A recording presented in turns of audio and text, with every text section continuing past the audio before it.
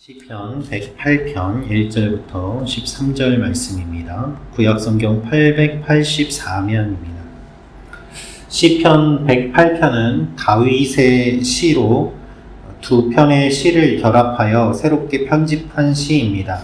시편 57편 7절부터 11절 말씀, 그리고 60편 5절부터 12절 말씀을 함께 결합하여 편집한 찬양인데, 이 찬양을 통하여서 우리가 알 수 있는 몇 가지가 있습니다. 첫째로, 찬양은 감정이 아니라 결단입니다 라는 것입니다. 찬양은 감정이 아니라 결단입니다.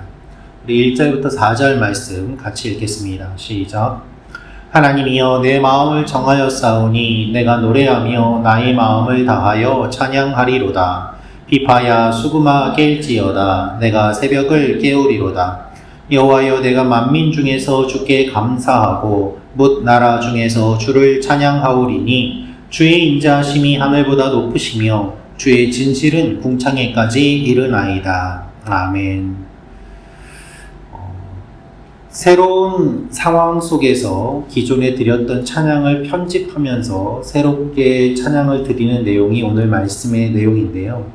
다윗의 시라고 기록되어 있지만 사실 다윗이 부른 시를 오랜 시간이 지나서 이스라엘 공동체가 나중에 하나님 앞에 다시 한번 부르는 그러한 내용이 기록되어 있습니다. 포로 귀환 이후에 공동체가 자신들의 상황에 맞게 재해석해서 다윗이 썼던 시들을 조합해 하나님 앞에 찬양을 드리고 있는 것입니다.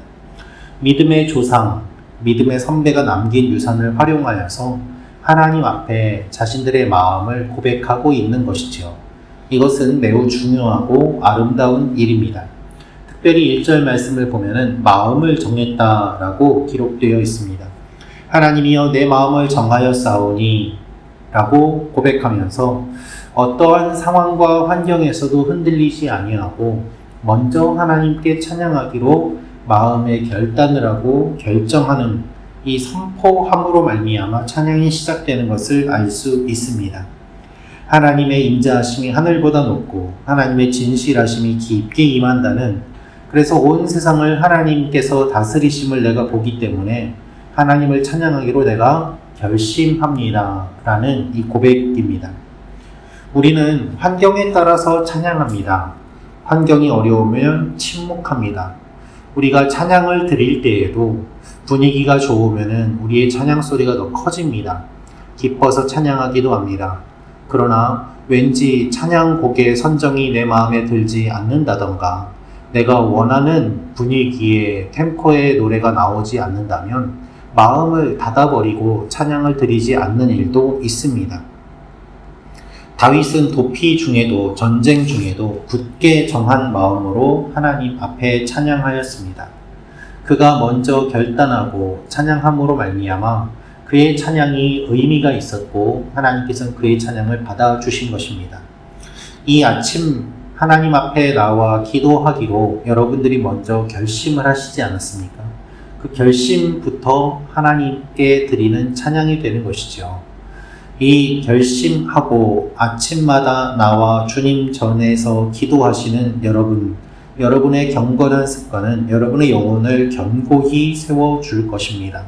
그리고 감정에 따르는 신앙이 아니라 우리가 의도적으로 하나님 앞에 계속해서 나아가려고 할 때 하나님께서 우리의 상황을 뛰어넘고 또 우리를 붙잡아 주시는 것들을 우리가 경험하게 됩니다. 우리가 먼저 결단함으로 말미암아 하나님께서 함께 하심을 경험하는 여러분과 제가 되기를 원합니다. 두 번째로 알 수 있는 것은 하나님의 약속을 붙잡고 기도합니다 라는 것입니다. 하나님의 약속을 붙잡고 기도합니다. 우리 6절부터 9절 말씀 같이 읽겠습니다. 시작. 주께서 사랑하시는 자들을 건지시기 위하여 우리에게 응답하사 오른손으로 구원하소서. 하나님이 그의 성소에서 말씀하시되 내가 기뻐하리라. 내가 세겜을 나누며 숲꽃 골짜기를 측량하리라. 길르앗이 내 것이요 므낫세도 내 것이며 에브라임은 내 머리의 투구요 유다는 나의 규이며 모압은 내 목욕통이라. 에돔에는 내 신발을 벗어 던질지며 블레셋 위에서 내가 외치리라 하셨도다. 아멘. 다윗은 자기 자신만을 위해서가 아니라 공동체를 위해서 기도함을 알 수 있습니다. 하나님께서 세겜을 나누고 숫곳 골짜기를 측량하겠다고 하십니다. 세겜은 요단 서쪽의 중요한 성읍이었고 아브라함이 처음 약속의 땅에 들어왔을 때 머물렀던 곳입니다. 숫곳은 요단 동쪽의 중요한 지역으로 야곱이 에서와 화해한 후에 머물렀던 곳입니다. 이 두 지명은 요단강을 상위에 둔 동서 양편을 대표하는 곳인데 이곳을 이야기하는 것은 무엇인가 하면 하나님께서 온 땅의 주인이 되심을 상징합니다. 더 나아가 모압이 하나님의 발 아래에 굴복할 것을, 에돔이 하나님의 종이 될 것을 하나님께서 선포하십니다. 우리의 상황이 어렵고 힘들지라도 그리하여서 우리가 대적에게 짓밟히고 있는 그러한 상황이라고 할지라도 하나님께서 대적을 짓밟고 내가 너희를 구원할 것이다 라는 이 말씀이 주어진다면 우리는 하나님의 거룩한 약속을 붙잡고 기도할 수 있습니다. 하나님께서 이미 선언하신 말씀은 변함이 없습니다. 우리의 기도를 통하여서 하나님의 뜻이 이미 하늘에서 이루어진 것 같이 이 땅에서도 이루어지게 되는 것입니다. 하나님은 이미 결정하셨고 뜻을 정하시고 그 뜻대로 모든 것을 이끌어 가십니다. 그것이 이 땅 가운데도 그대로 실현되도록 먼저 기도하는 사람이 그것을 깨닫는 사람이고 그것을 바라보는 사람이 또한 기도할 수 있습니다. 공동체를 위해서 기도하고 하나님께서 말씀하신 것이 이루어질 것을 바라보며 기도하고 주님의 약속을 붙잡으며 나아가는 여러분과 제가 되기를 원합니다.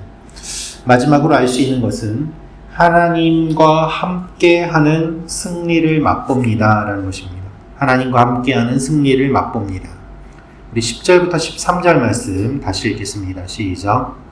누가 나를 이끌어 견고한 성읍으로 인도해 드리며 누가 나를 에돔으로 인도할꼬 하나님이여 주께서 우리를 버리지 아니하셨나이까 하나님이여 주께서 우리의 군대들과 함께 나아가지 아니하시나이다. 우리를 도와 대적을 치게 하소서. 사람의 구원은 헛됨이니이다. 우리가 하나님을 의지하고 용감히 행하리니 그는 우리의 대적들을 밟으실 자임이신더라. 아멘. 10절부터 13절 말씀은 전쟁 상황 속에서 긴박하게 하나님께 드리는 기도의 내용입니다. 하나님 어째서 우리를 돕지 않으십니까? 어째서 우리를 버리십니까? 하나님 어째서 우리와 함께 나아가지 않으십니까? 우리를 도와주십시오. 사람의 구원은 헛됩니다. 이와 같은 고백을 하고 있는 것이죠. 에돔의 견고한 요새를 공격할 사람이 없습니다. 에돔은 남쪽에 험준한 바위 산악지대에 위치했기 때문에 견고하였고 공격하기가 어려웠습니다. 다윗은 인간의 힘으로는 이 요새를 정복할 수 없음을 인정합니다. 그래서 우리가 하나님이 아니면 패배할 수밖에 없습니다. 하나님 도와주십시오 라면서 간절히 하나님을 찾고 있는 것이죠. 사람의 구원은 헛됩니다. 하나님만 의지합니다. 이러한 고백으로 말미암아 하나님의 도움을 간절히 찾는 다윗의 간절함을 우리가 볼 수 있습니다. 여러분, 결국 우리의 힘만으로는 승리할 수 없습니다. 사람의 능력으로는 우리에게 구원을 줄 수 없습니다. 우리의 구원은 오직 주님께 있기 때문입니다. 주님이 아니면 우리를 도우실 분이 없습니다.